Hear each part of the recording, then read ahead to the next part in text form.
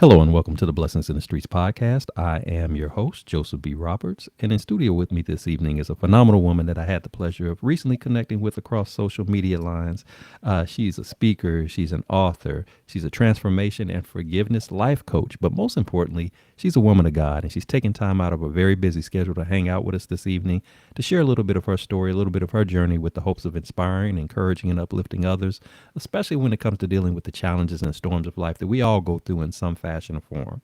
So, with that said, it's my privilege and honor, ladies and gentlemen, to introduce to you our very special guest this evening, Miss Angela Washington. Angela, thank you so much for being on the show. Thank you for having me. I appreciate you so much. Absolutely, absolutely. So before we jump into our segments this evening, I do want to give you an opportunity to share with us a little bit about yourself, who you are, where you're from, what you do. Kind of give our audience a taste of who is Angela Washington. Oh, wow. Great question. Once again, thank you so much for the opportunity to just share with you today. I am originally from a little community back in Arkansas named Dumas, Arkansas. When I was growing up, the population was like 5,520 people. Very mixed community at that time. Now, time has passed and it's a predominantly Black community. Grew up there with my father, my bonus mother, and sisters, and my brother.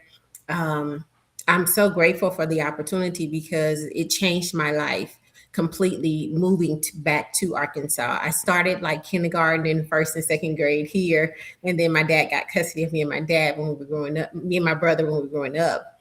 And I was raised with my grandmothers, sitting at her feet, picking peas and shucking corn, putting them clothes on the clothesline in the backyard. And believe it or not, today, looking at me, you would think I never went to the hog pen to feed the hogs, but I did. My grandfather was a sharecropper. My grandfather was also a pastor of the Church of God in Christ.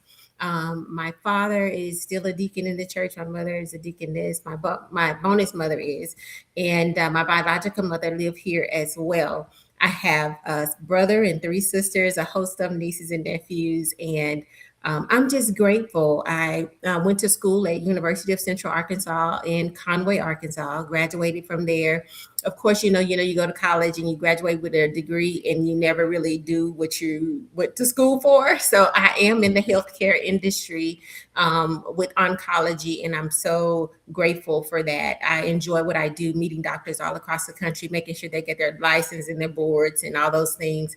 But I am also outside of that an author, a speaker, three times author. I wrote one book that went to Amazon bestseller in three categories. And I collaborated with 124 other beautiful queens out of four different countries.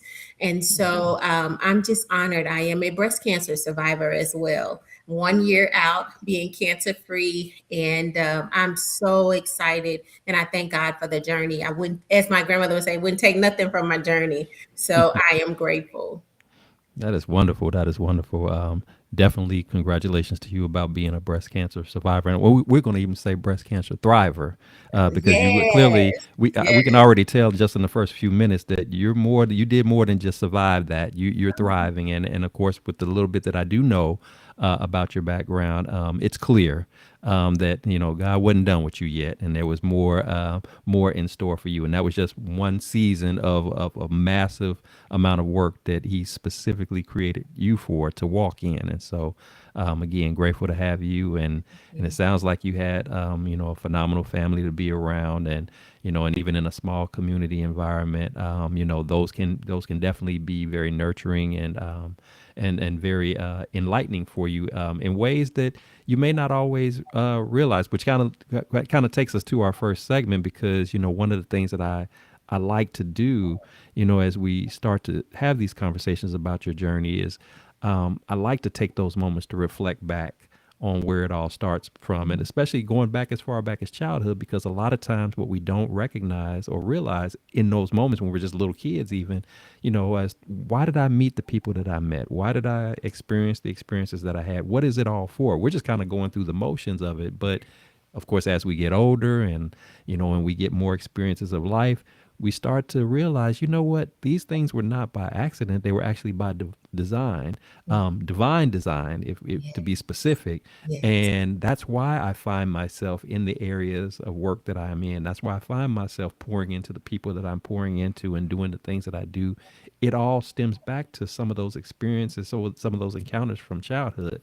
So with that said, and I know you started sharing with us a little bit about your upbringing. I would like to know a little bit more about, what it was like for you growing up, and of course of course you seem like you were a preacher's kid, small town, and then just the idea, looking today, you being an author and a speaker, was there something about your childhood, that kind of, that you can recall that maybe it stirred some of those thoughts of maybe someday being these things, these authors, these speakers, these being on stages in front of people, kind of tell us a little bit about that, where that comes from. Okay. All right. Well, to like I said earlier, growing up in a small community, everybody knew everybody. My father was the vice president or the president of the school board there. So it allowed me an opportunity to fellowship and be around other people. And I got to see professionals, get on stage and speak. And then in church, growing up, if you grew up Baptist or Church of God in Christ, you was in church every day, not just Sunday. But we had youth meeting and we had BTU and YPWW, and there were times that they were asked for us to speak, to go over the lesson that we went through, and to teach Sunday school on Youth Sunday and all of those things, and do the Bible review and Bible study in youth camp. So it was just a lot of things. I remember doing the oratorical contest in church. They would give you a theme and you would take it and write out your speech, and you would stand there before, the congregation and do your speech, and, they'll give you a trophy. And I thank God for just that opportunity. Like, my parents didn't let us sit at the table and just talk, really just, we had to talk like we had some sense. Like, we sat there and we had supper, and we would talk about our day. And we had no other choice but to speak proper English, because one thing that my parents would always say, that your name carries weight. You're known by the reputation that you have. So everywhere that we went, it was because we were a blended family. We were known as the Brady Bunch in our community. My bonus mom had two girls, and my dad came in with me and my brother. And so we were different, like I said, we were just a whole different family dynamic, and they just did not allow us to stray too far away from, the Lord. They taught us how to pray, all of those things, and I could just remember, like I said, standing in front of the congregation at 8 years old, singing my first song in the angel choir. So that gave me the opportunity to be comfortable in front of people. Mm. But I never thought in a million years that I would be an author. I never thought that I would be a speaker. I just enjoyed what I do. I didn't think much of it. And now here I am at the age of, Mhm. and Yeah. and to have this opportunity to speak to so many people in regards to just living life and enjoying life. It hadn't always been easy. And I say that because growing up, like I said, I started out going to kindergarten here in Dallas. And it was hard. It was really hard for me and my brother. The parent that I was with at that time, we were just unstable in so many different ways. We lived in hotels. There were times we lived in hotels. I remember living in West Dallas. If you know anything about Dallas, it wasn't the safest place in the 80s, early 80s, in the early 80s and mid 80s.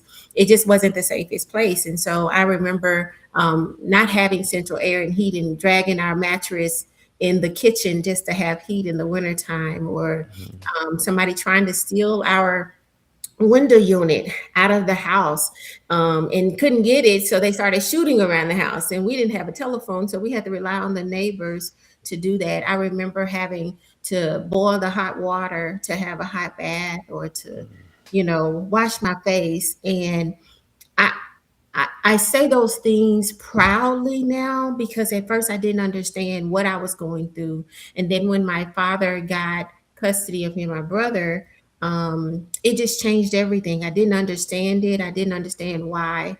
God would allow, even at that young age, I just didn't understand. And then I had this new lady come in my life that, she's with my dad, and I'm supposed to call her mom? No. Hmm.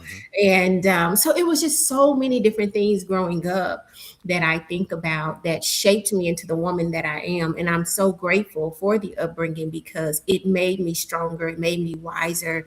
I felt like I had to grow up a little bit quicker than others, and made me wise beyond my years. And so I'm incredibly grateful for even those times when 7-Eleven was my buffet and all we had was Oscar Mayer, bologna, and salami, okay? And then Hmm. Miss Burst, honey bun and cinnamon roll and some jungle juice, okay? Wow. So I'm grateful because God kept me even in those times, and it made me the woman that I am to be able to stand before people and proclaim that if I can make it through just that as a child, and then I knew God had destined me for something greater. Wow, wow. Let me first start off by saying I appreciate your transparency and sharing what you did. You also, in talking about some of these things, triggered some memories of my own because I've had seasons in life growing up where, when you talked about the boiling of the water to take baths, I remember times when the heat wasn't on and that's what you had to do, or, staying warm by the oven or having space heaters, kerosene heaters to do that. And just some of the other things that, that were just kind of part of the challenges of growing up. Life was just like that at that time. And, but one of the things that, as you were speaking, yeah, you made mention about, and I think this is always important because sometimes people are hesitant to speak on this. Is you talked about how you even kind of question God. You grew up in church, but at the same time you're thinking to yourself, Lord, why is my family having to go through this? Like, what's up with this? Like, why are we having to be in this living situation, going through these family circumstances? Who's this new woman? Who this woman Harpo coming in the door that I'm supposed to call mama? All of this kind of stuff going on. Right. And so as I heard you speak, and I'm thinking about our title for our show this evening. I don't know if you caught it, but where belief feels fragile. You were going through that season of life at that time where you're not so much don't believe in God, but kind of wondering, kind of questioning, like, Where you at? where you at?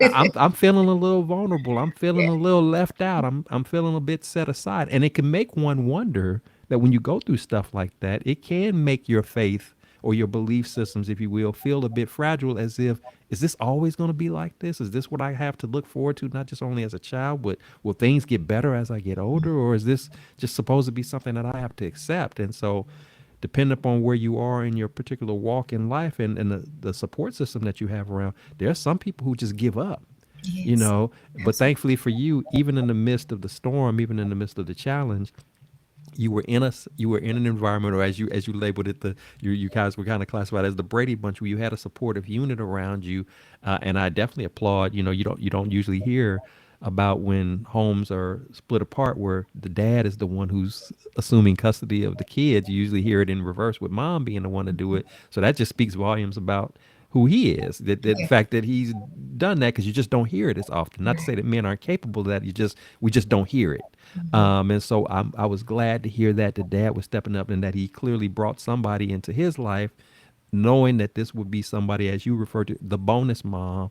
And it appears that that relationship went well overall. And you guys, you grow up and you become college educated and you're bright and you're smart and you're doing your thing. And I think had you not gone through all of these various experiences and challenges along the way, even though they didn't always make sense, you probably are not in the position today of being able to say, I am Angela Washington, the author, Angela Washington, the speaker. Not so much that it's about the title, but it's about the work. But in order Yes. for you to do that work, in order for you to be relatable to the people in the rooms that you've had an opportunity to stand in, you have to have something that you're able to tap into to be able to pour into them, so that they don't feel like you're just up there talking, but that you Absolutely. come from a place of challenge, but also from a place of triumph. And that's Yes. why I said earlier, even when you made the reference about surviving breast cancer, no, you haven't just survived, you also have thrived. You haven't used that as your crutch to not you know be better, do better, and be impactful to other people in a variety of different ways. So that's why I like to have these early conversations, because Yeah. they really do, when you really start breaking it down, it starts to make sense. Like, okay, that's why this had to happen. Okay, this is why this encounter took place, because in the moment, it doesn't make sense. In the moment, you may feel frustration, sadness, anger, and a host of Oh, other yes. Yes. emotions that go through Yes, that. So, absolutely. Absolutely. Because it brought about rejection, hmm abandonment, not from, a man or, my father. It came from my mother, hmm the one that had me. And having to live with that and understand it. It wasn't until I got much older that I understood the dynamics of how we winded up where we were. We ended where we were. And it just, I had to work through that, through the hmm years of rejection, the abandonment.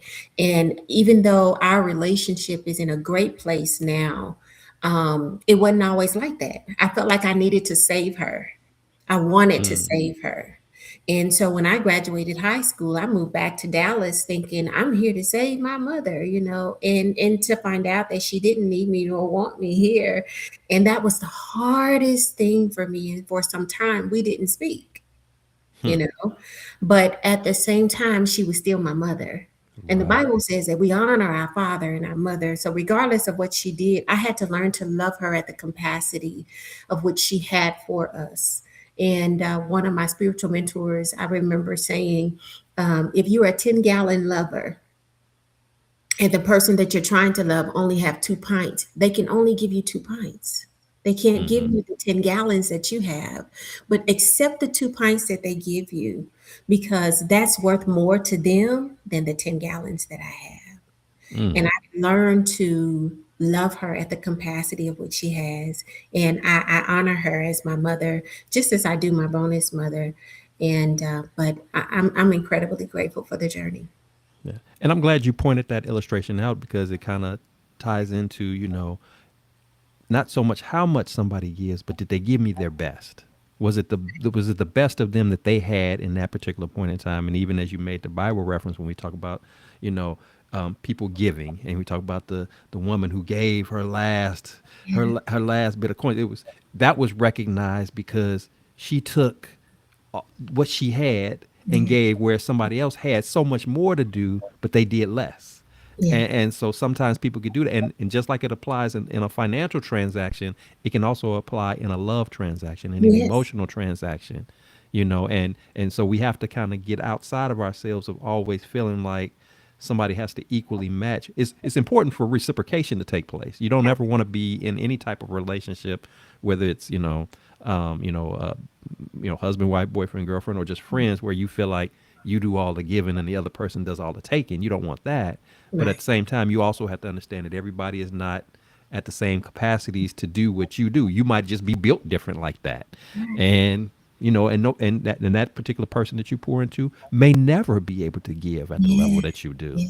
But that But you doesn't make do. them any bit less, and it doesn't That's make right. you any bit more. You just giving the best of you, and your prayer is that in relationship with them, that they give the best of themselves to you as well. So it makes the relationship work out. It makes it feel balanced. Absolutely. It's kind of like when you think about marriages. Sometimes when people speak of marriages, they speak of it in terms of, well, we need to be 50-50. Well, no, actually, you need to be 100-100, Right. not necessarily Absolutely. 50-50, 100-100. And whatever that 100% is from the one spouse, and 100% of what it is from the other spouse, the two together Is is what's what going makes it perfect. Not so much I wash and you dry, I fold and you put away. We can't just always be dividing it up like that and portioning it out. Because it takes away from the genuine flow of it, the natural connections of it all. It diminishes the relational aspect of it. And so I'm glad you pointed that out, because it's important for us to have that conversation, and for our listeners to understand that as we go through our conversation this evening, and you're sharing more of your journey. So appreciate that. You're welcome. So Angela, obviously you had an interesting childhood coming up. Some great things to speak of, some challenging things to speak of, but you made it through. You persevered. You made your way into adulthood. You're doing your thing, and as you know, as we become adults, just like the experiences and challenges happen in our childhood, they don't stop when you become an Right. adult. Yeah. And if you live long enough, Mhm. there's going to come a point in time when you're going to find yourself at some point facing a challenge that will appear to be, insurmountable in some ways. It's kind of one of those gut punch moments where it's you in this storm and you don't see a way out of it. You feel stuck, Yeah. you feel helpless, Yeah. hopeless. Your money can't fix it. There's nobody to call or hook up to make this thing go away. It's just you and this challenge, and you're starting to wonder, you're starting to question, how do I get through this? And Yeah. so, with that said, if you would, tell us about a time that's exactly how you felt, that you were up against something that you didn't see a way out. Obviously, you're here today to talk about it, so we trust that God obviously made a way for it to happen. But maybe back then you had your doubts, you had your concerns, you weren't so sure, you wasn't feeling this, but it was you and that challenge. What was that experience like for you, and what was ultimately the turning point when you began to see some light at the end of the tunnel and coming up out of it?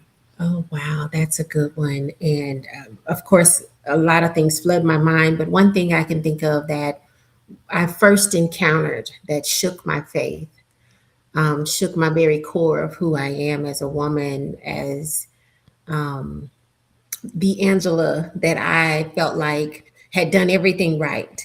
I went to college, graduated from college, got a good job, got married, all of those things, because I thought that that was the American dream. Like, and once you did that, it's a wrap. You done lived your best life almost. And I was married, and our marriage ended. Of course, being in church, you go through the moments of the guilt of it ending, divorce is not of God, all of those things. And I was angry with God because I said, God, how could you allow this to happen to me?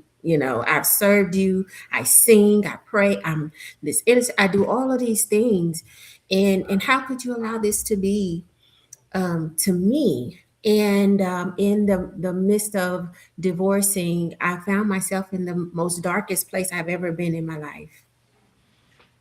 I didn't know depression. I didn't know what that really felt like. I didn't know what the isolation felt like.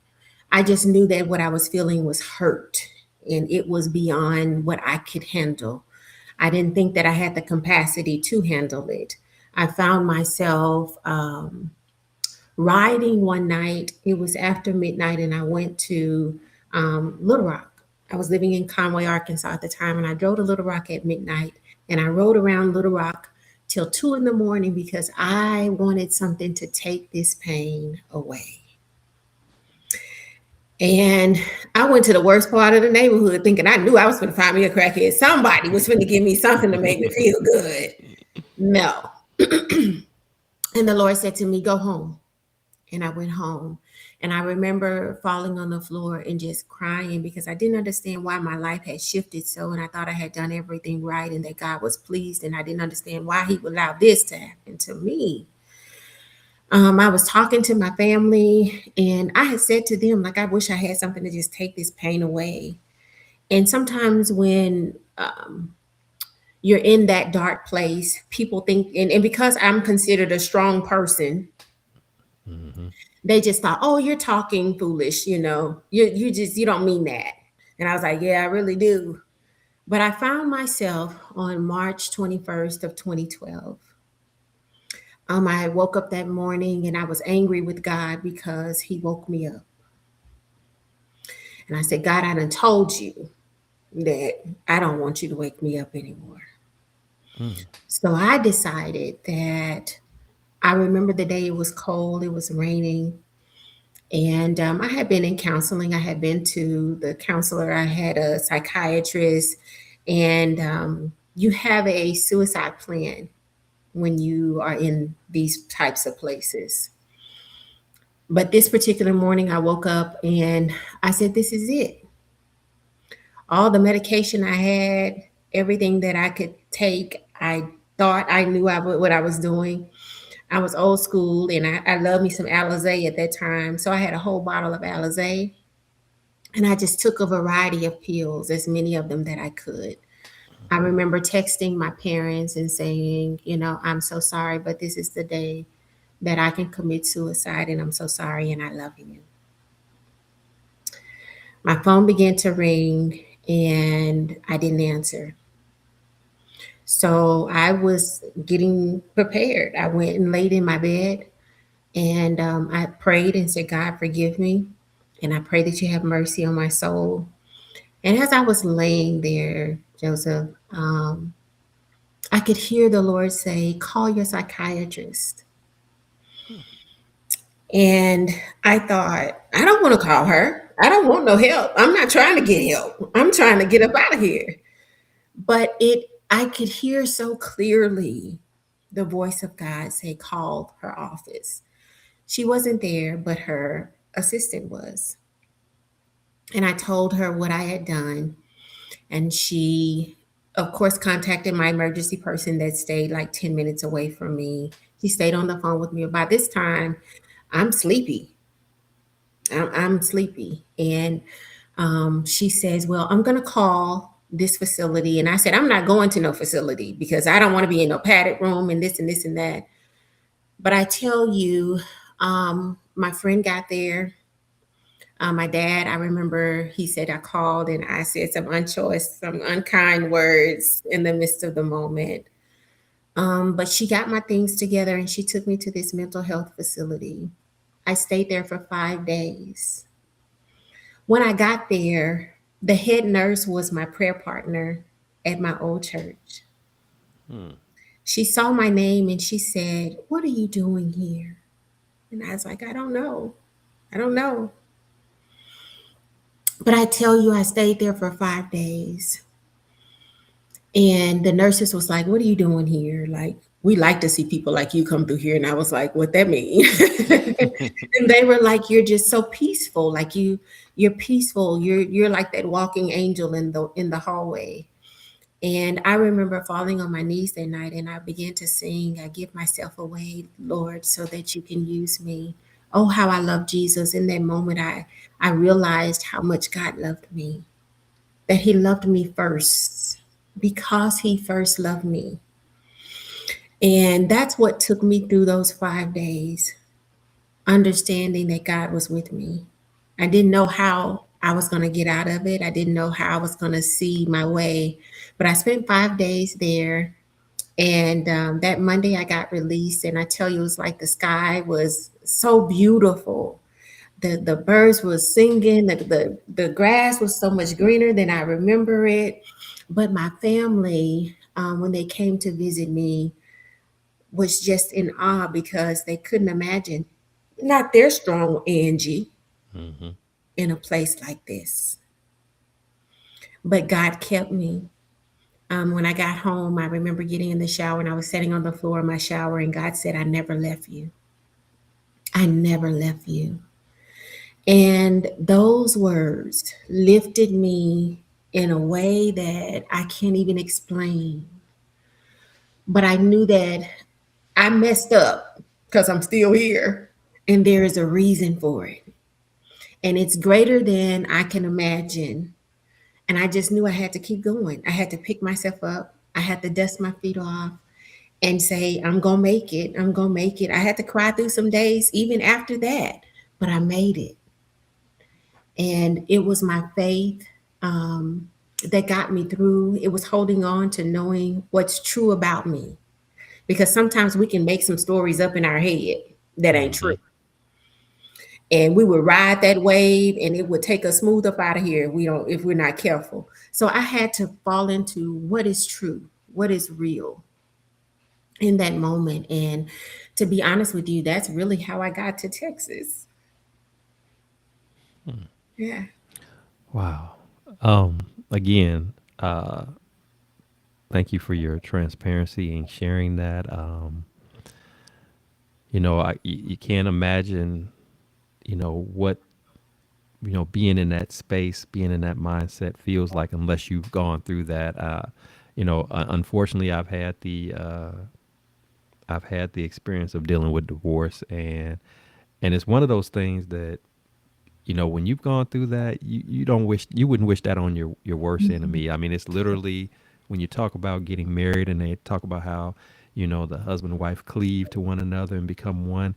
If you had to put into words what it feels like to be divorced, imagine being attached to somebody and just all of a sudden somebody just ripping you apart. Yeah. That's just literally how it feels, not Yeah. necessarily physically, but that's how it feels emotionally. That's how it feels mentally. And it can, of course, feel that way spiritually, where you just feel like God, you abandoned me. Yeah. You let one of the most sacred relationships that a person can encounter in life. And as you said, I did all of what it seemed to be all the right things. I stayed, I kept my nose clean. I stayed out of trouble. I stayed in church. I prayed. I studied. I did all of the, like you said, I checked off all the boxes Right. of the worldly checklist of what it meant to be successful and be, celebrated in life. And then you took this away. And it doesn't even matter like whose fault it was or anything like that. It's just that I had to go through this. And so what do I do when I experience something like this? And then to add another layer to it, just so our listeners understand, is that when you're known as being that person, and I totally relate to that with you, when you're known as the person who's the strong one, the one who is the go-to person to be, encouraged by and all of that kind of stuff, people can have this blind sense of understanding about, like, for Yes. some reason, like you can't ever hurt, or like you can't ever Right. go through, or if a rough time happens to you, you'll snap back because you just got it like that, not understanding that no, encouragers, I commonly use this phrase, or I ask this question of, you know who does the encourager go to when they need to be encouraged? What happens when everybody puts you up on this pedestal of strength, and poise Mhm. in the difficult of times, and but you're not feeling very strong right now. In fact, Right. you're feeling very weak, very Right. vulnerable in a number of different ways, and you got all these people that you don't want to let down. But then, how do I process that? How do I deal with my pain that I'm going through? Because I'm going through, and all of that is what you spoke about in that moment. So it's understandable that you got to that point where you just was like, you know what, I'm just ready to just be done with it all. I just want to go to sleep and not be awakened anymore. I just want to be done with it. But, and this is a powerful but. This is what but God, having Yes. the relationship that you had with him knowing what he had intended for you, that he wasn't done with you yet. He let you go through what you did, taking all these assortment of pills, and in his own godly way, he made sure that the way those pills reacted in your body was just similar to you just eating a whole bunch of candy, because he was not prepared to allow that to take you out Yes. like it might have done somebody else. Mhm. Because the Absolutely. way just the way you described it and mixing it with alcohol, you were supposed to have been done. You're supposed to have been checked out. So then the Absolutely. question becomes, why not? Yeah. Because God has the final say. That's why Yes, not. it Because is. God, even in your vulnerable moment, He still, as you said, He had never left you. He had never forsaken you, but He needed you to go through what was otherwise a very fragile moment. And it was again, it was divinely designed, because not to hurt you, not because he Mhm. he he felt some kind of way about you, but because He was preparing you Right. for something that you had no idea was to come. And one of the things I tell my guests all the time that we have to, and it took me a long time to understand it, is that, a lot of stuff that we go through, um, oftentimes it's not even about us. Right. We've just been selected to go through it, because by going through it and experiencing how God is going to work it out for you and through you, you now are prepared. You now are learned, if you will, to now be able to go out on Yeah. that platform that you didn't know that you was going to be on, Right. whatever many months or years down the road, because there was going to be some people that He was going to introduce you to, that Mhm. they were going to be coming from vulnerable spaces, depressive states, and things of that nature. And they were going to need somebody like you who knows what that feels like, but also Yes. knows what it means to overcome it, and the reason behind it. So in order to prepare for that, you You gotta gotta go through that. you gotta You go through it. you Yeah. gotta go through it. It's not comfortable. It doesn't feel good.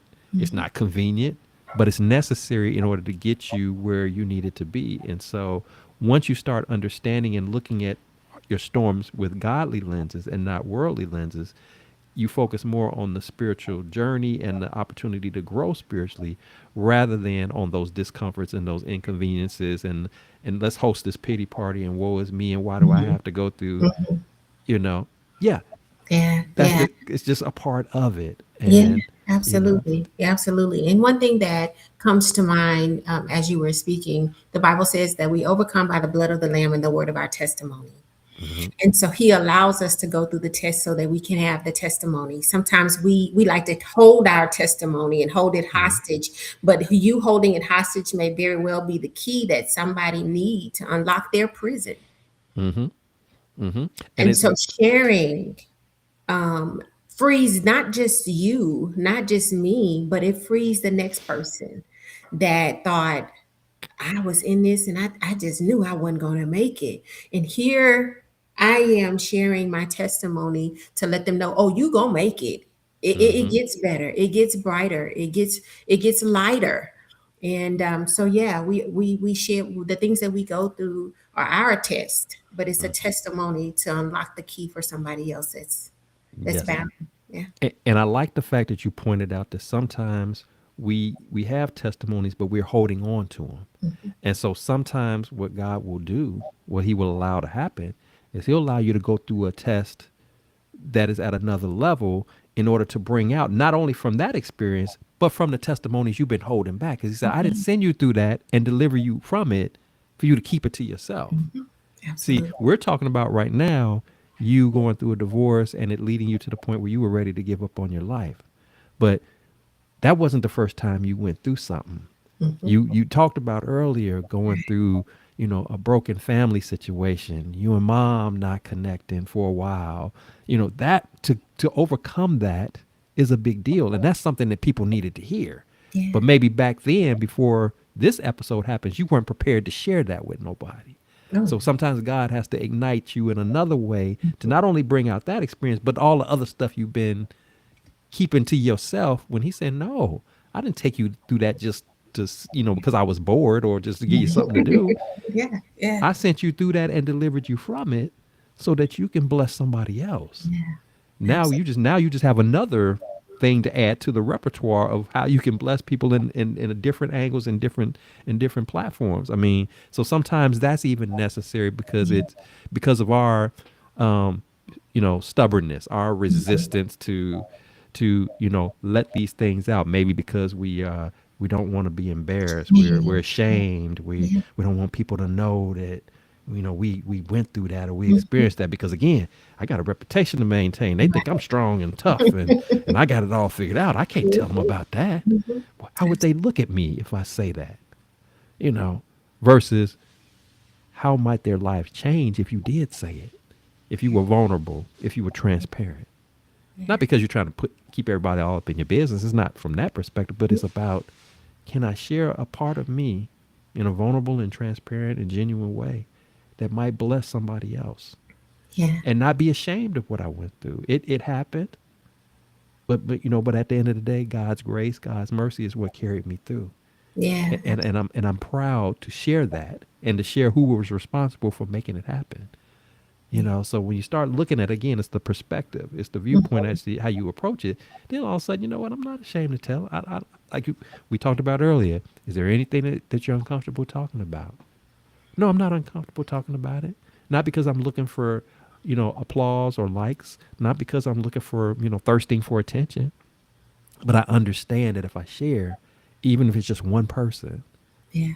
It makes a difference. it can make a difference. One person tuning into this episode, you may have just changed a Saved, life, saved their life. saved a life. Yeah. You may have just reignited a fire inside of them that they haven't experienced in a very long time, just because of what you just shared in just a few moments. Yeah. And that's why what we're doing here is so important. That's why it's so necessary what we're doing, but also to our listeners, you too have some stuff that you've been holding back and you haven't been sharing. And you might be questioning, why am I going through what I'm going through? Because God is trying to pull that out of you.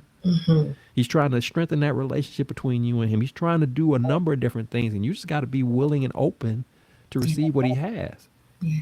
And not always expecting it to be easy, not always expecting it to be convenient, but just following His lead and just watch what He does with that, what He Yeah. does with you and through you.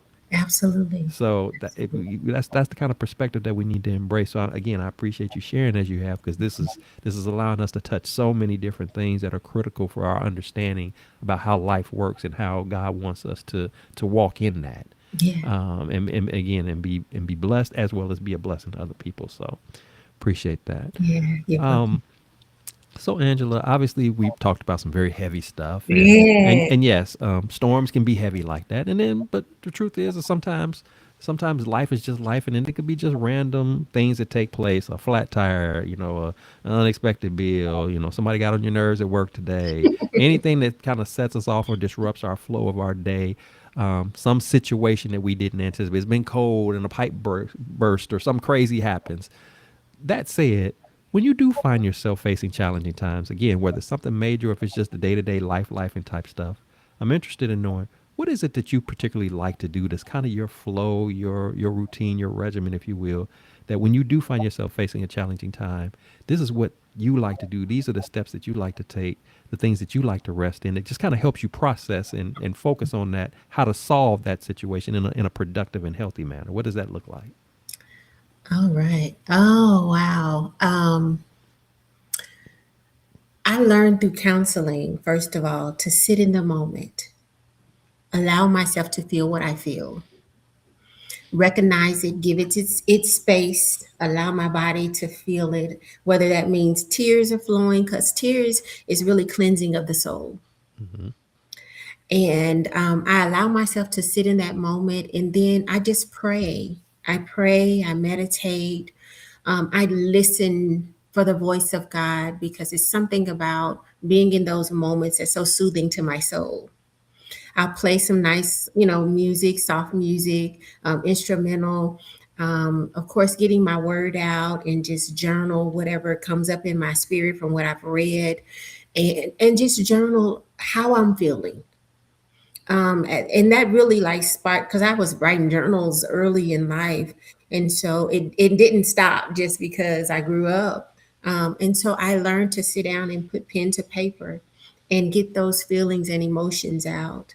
And then I take time to affirm myself, bring myself back to who I am, who I know I am, who I know God has called me to be, the calling that He has on my life, and understanding who I am to God. I am His daughter. I am the apple of His eye. He made me the head and not the tail, above and not beneath. Those affirmations of knowing that I am who I am because God made me. I am who I am because of the upbringing that I had did not change the very core of who I am. So there is that blessed assurance that I bring into my space of owning who I am, owning my experiences, and then allowing God to let them minister to me, that I'll be able to effectively do the same when it comes to platforms like this, when I have moments where I'm speaking to young women in regards to whatever unexpected life thing experiences that happen to them. And so that's what keep me grounded. I like to be in solitude a little bit, and just I love being around water. So I can go out to the pond or to the lake or whatever and just sit by the water and just allow nature to speak. That's soothing to my soul. So I've learned to do those things, that in those moments of whatever is going on in my life, um, be sure of what is real. Keep that in the forefront. Don't make up no stories. Hmm. Keep it real with myself, and that keeps me in line. I'm one of those. I say what I mean what I say. There is no black, no gray area, and that's because when I lay down at night, I want my heart to be clear. I don't want to be thinking, oh, I should have, could have, should I might have, should have said it. No, I said everything that I needed to say. That when I lay down at night, my heart is clear, my mind is clear, and that allows the space of rest and peace. Love that. Love that. Whenever I ask this question, I hear a variety of different ways that people process challenging times. But one of the things that I like to applaud is whenever I hear people like yourself who say, you don't just speak about what you do when you're going through. There's a part of your regiment, there's a part of your routine. It's just a daily thing that you do all the time. The affirmations, taking that time out to make sure that protect your peace and experience, life, whether it's, like I said, enjoying nature and things of that method. Because I think it's really important that when you're going through, you don't want to wait until the situation happens and then start to react to it. You want to already, kind of be on the offense. Just their way of life and how you do things allows you to be prepared. So whenever the storm hits, because it's not a matter of if, but it's a matter of when, whenever it hits, it doesn't have the ability to completely take you out. It may knock you to the side, it may shake you momentarily, but you're still standing upright and you're able to, again, sit in it, allow yourself the opportunity to process it, whatever that way that needs to be. Like you said, whether it's tears, whether it's anger, whether it's screaming out in the air, whatever that is, have that moment, but at the same time, not allowing yourself to stay stuck in that moment. Exactly. I have it. I process through it. I catch my breath, and then I allow myself the opportunity to open up my ears and open up my heart to hear from God, Yeah. and allow him to say, okay, these are the next steps to take in dealing with whatever this situation is. Again, could be something very basic and minor, Yeah. could be something very major, but nevertheless, either one, I'm now ready to hear from him, because I can't hear from him if I'm talking. I Right. can't hear from him if I'm in my feelings. I gotta have my Need that moment, space. Yeah. and then I Yeah. gotta be like, okay, now, Lord, I'm feeling some kind of way about this, but I'm ready to hear from you. What should I do? What's my next steps? How do I? And sometimes he gives you very specific things to do, and sometimes it's nothing more than just don't say nothing. Right. Just ride with it, Mm-hmm. and and we just got to accept how he's telling us, because we know he's gonna have the wise, moves to make way more than what we are. Oh, yeah. Because I've had too many examples, and I'm sure you probably can say the same, where he told me to do this, I thought otherwise, Mhm. and then I made a situation worse than what it needed to be, or last longer than what it needed to last. But every time that I followed his way, even if it didn't make sense to me, Right. even if it didn't fit my logical, spectrum of understanding, it always not only worked out, but it ended up working out better than what I had thought it would. Mm-hmm. Absolutely. So we just kind of have to know, and when you start having a track That's record of this, yeah. it's like, well, what happened the last time? And the Mm-hmm. time before that, and the Yes. time for that, Yeah. when you Yeah. thought it was over then, and then what happened? I told you, I Rewind gave you. that tape. Yeah, rewind the tape. Rewind the tape. Go back to the Yeah. archives and, Yes. and look Yes. at and see where if he did it before, we say that saying so Mm-hmm. lightly, but if we really reflect back, if he did it before, and like you were saying earlier, the things in my childhood that prepared me really, Mm-hmm. honestly, to be in a place where it was strong. And so I'm just like in a place now where God continued to mature me emotionally, because sometimes emotionally we get stuck right Mm-hmm. there emotionally and not knowing that it does get better. You have to know that it has to get better. But rewind that tape back, honey. Play it back in your Mm-hmm. head where he bought you out before, and Yes. he will do it again. Yeah, because we want to, kind of going back to our title, we, instead of our where our belief feels fragile, we want to make that belief feel strong. We want to Yeah. make that belief feel invincible. We want to make it be at a point where nothing shakes it, nothing has us questioning it. Because we know where it stands. We know what to expect from it. Yeah. Whether I don't know about this, I'm not sure. What are you not sure about? Again, play back the tape, Mm-hmm. and then get back with me and tell me, Right. are you Right. sure? What else do I need to deliver you through, or help you overcome, for you Remind. to believe that this was not a accident, that it wasn't a lucky situation that you just happened into, but that I got something for you. I got your back. I've never left you. Yeah.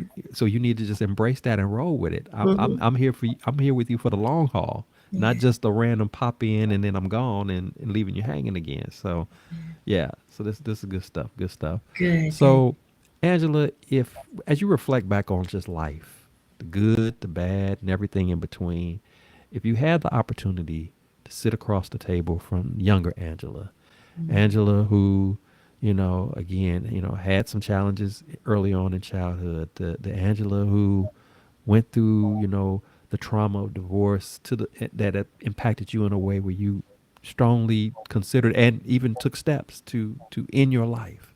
The Angela who didn't always know her value, her wealth, her worth. If you could speak some words of encouragement, some words of wisdom to her, what do you think or wish that she would have known, that had she had these nuggets, had she been aware of some of the things that you are aware of now, that you feel she would have been able to navigate life and the challenges that come with it a little bit smoother, a little bit easier? Maybe some of the things she had to deal with, she wouldn't have had to deal with it in a, not so much at all, but maybe it wouldn't have been as tough on her, Yeah. because she was looking at it from a different perspective than how you do now, and as well as to our listeners. Again, as I said at the top of the show, there's some people who are tuning in right now that are going through some of what we've talked about tonight, what Yeah. you shared so transparently, and they're looking for that spark. They're looking for that those first steps that they can take, that they too can experience what you've experienced. What would you say to them? What would you say to younger Angela? I would say to younger Angela that you won't always have all the answers. Everything will not always be clear, but hold true to what you know is real, what is true. Don't let anyone deter you from the core of who you are, your beliefs, your morals. Remember those times sitting at your grandmother's feet and she said, learn how to read. Make sure you do your arithmetic. Not only that, but even through the years, hold on to your faith, stay grounded, be your own person. A great leader is never in a crowd, is never led by a crowd. And so remind yourself every day that you can that God gave you breath in your body to change not just your life, but someone else's. You're stronger than you think you are. You're confident. You're smart. You're beautiful. Stay grounded. Stay humble. No matter what you face in this life, it always gets better with time.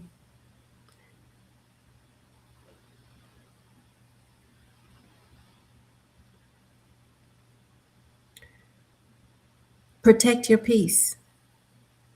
Protect your peace. Protect your sanity. Protect your heart. Be aware of your surroundings and those that are around you. Surround yourself around those where the love flows. That's what's going to keep you grounded. Community is important. Never let anybody tell you that you're nothing or you'll never be nothing because you will be. So you hold fast, hold true to that. And no matter what situation arises in life, know that you, daughter, sister, can make it. You will make it. You are called to touch so many lives, to change lives. The best is yet to come for you. So you hold on. Be the example that God has called you to be and allow the Lord to take you in rooms that you've never been in places that you've never thought that you would see. But stay grounded, stay true, and protect your heart, protect your mind and your peace. Love that. Love that. Definitely some powerful words of wisdom that I'm sure not only younger Angela would have benefited from, but also to our listeners who are dealing with their respective situations and just trying to figure out those next steps to take, the right mindset to have, the right attitude, the right approach. You eloquently spelled that out. So these are things that can be applied right now, right away for those Yes. who are looking for those, a beginning, a starting point to delve into. So please do, to my listeners, please embrace what Angela has just said, because this is some powerful stuff. So appreciate that. Um, Angela, this has been a phenomenal conversation with you this evening. I'm so glad that we Yes. had the opportunity to connect. Your transparency, your vulnerability, the sharing that you've done on a variety of different topics this evening has truly been a blessing, not only to me, but also to my listeners. And I'm thankful that we had the opportunity to connect. Know that you are welcome to come back on the show at any time in the future. Thank you. We could definitely spend more time talking Oh, about a yeah. variety of different things. So Absolutely. this has definitely been an Absolutely. awesome time, and I'm Yeah. thankful that we were able to make it happen. But as is customary here on the Blessings in the Streets podcast, before I let you go, I do want to give an opportunity to celebrate you, to love on you, to lift you up. So if you got anything that's going on now or anything that's coming up down the road, we want to hear all about it, how we can stay connected to you, follow you, support you, be a part of what you're doing and what you got going on. Well beyond this podcast episode. And if nothing more, we just want to be able to keep you lifted in prayer. So Thank please you. share with us, what can we look forward to now and in the future coming from Angela that we need to be tapped in, locked in on? What's going on with you? Oh, let me tell you, I have been blessed with an organization called Your Breast Bestie. Your Breast Bestie is for breast cancer survivors, thrivers, those that are left behind with their loved ones that have lost the battle to cancer, and the caregivers of breast cancer survivors. It is an organization that is faith centered, and we have developed this community of sisterhood where we come together quarterly. We do workshops. And in a matter of fact, this Saturday, January 31st, we're having our first official virtual launch of Your Breast Bestie. And I tell you, I'm looking forward to it. It is an organization where, like I said, we come together. We have educational moments, just how to take care of our body. Our social workers, our counselors are on board. We have holistic nurse that come in and tell us how to take care of our bodies holistically with supplements versus medication sometimes.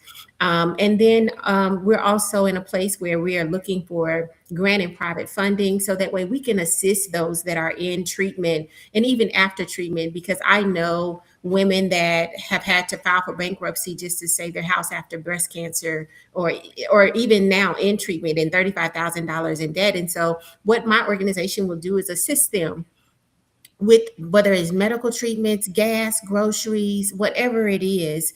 And then in October, which is Breast Cancer Month, we will have a formal event where we will put on our best after five, and we will have cameras and great food and music, and we will celebrate and honor breast cancer survivors as well as remember those that have lost the battle. So be looking out for that. You can find me on Facebook as Angela Washington. I am Angela Michelle on Instagram. Next month, February 28th, I am being honored as a woman of purpose and power here in Dallas.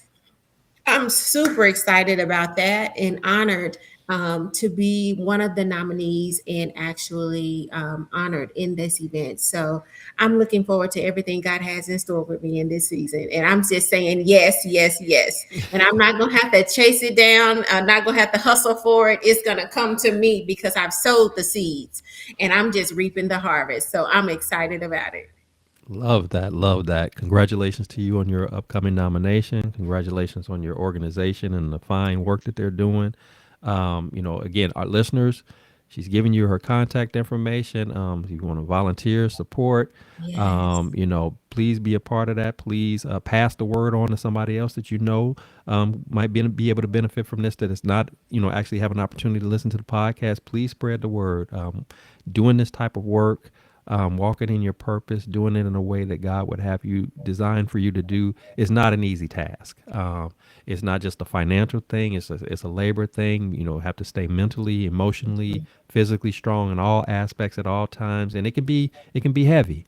But God wouldn't have given it to her if he didn't already have a plan for her to be able to meet the needs and do the work that He has assigned her to do. But I'm sure she always will welcome Yeah, faithful individuals who want to be a part and support the great works absolutely. that she's doing. So let's be a part of that. Let's continue to keep her lifted in prayer as she walks in the purpose that God has set forth for her, and being able to bless the many people, some she's met and some that she will meet Yeah. in the weeks and the months and the years to come. So again, we celebrate you, Angela. We thank you for what you're doing, and again, just pray that God will continue to keep His hand on you and guide you into doing more wonderful and exciting and phenomenal things. I know it's coming. Yes, So, yes, and yes. I'm excited to see it in action and hear more Absolutely. about it. So, we celebrate you in that regard. And for my listeners, again, if you've enjoyed our broadcast this evening, if you've enjoyed our subject matter, just being transparent and vulnerable and just kind of, letting you tap into this journey that you had a chance to experience this evening, please subscribe, please share, please like, please comment, because this is what the Blessings in the Streets podcast is about. We want to be raw and transparent and vulnerable, not telling you, you know, speaking to you in a way like as if we got it all together and we got it all figured out. We all go through our storms and our challenges, you know, but sharing our journey, sharing a little bit of us, you know, and doing so in the manner that we do, we understand it's an opportunity to encourage, to uplift, to inspire, to let you know that, hey, you too can thrive. You too can overcome the many storms and challenges that again, we face throughout the course of our life. And most importantly, understanding the importance of being in a relationship with God and understanding that nothing is too big for him to handle. And so if you don't have a relationship with him, I'm telling you now, tonight is a mighty fine day for you to make that decision. And it'll be the best decision, I promise, that Yes. you will ever make. He Yes. loves you unconditionally. He wants nothing but the best for you. He's always there, even when it doesn't feel like. He's always there. He just wants you to lean on him. He's just wanting you to cast your burdens upon him and allow him to show up in a way that only he can. And because he just wants to let you know that he's there for you like that. That he didn't just create you just to take up space. That he has a specific design, a specific purpose just for you. And he wants you to experience that to the fullness for the amount of time that you have here on earth. Not only to be able to receive blessings that he has for you, but to equip you to be a blessing to so many others. So remember, with that said, here at the Blessings in the Streets podcast, this is a place where your story is your glory, where your relationships are relevant, and your journey is your joy. I am your host, Joseph B. Roberts, and I thank you so much for tuning in. And until next time, you keep fighting that good fight. Keep leaning and trusting into God. Open your heart, open your mind to what he has for you. He will not lead you astray. He will not guide you in wrong paths or wrong directions. He's your protector. He's your comforter. He's the ultimate wise one that will pour into you all that you need to know to be the best version of who you are that you can be. And again, being able to receive those blessings and being able to impart those blessings to so many across the world, advancing his kingdom, doing your work that he's assigned specifically for you. Yes. So until next time, you have a great rest of your evening. We are so thankful that you've joined with us, and we'll look forward to seeing you next time. Have a great day.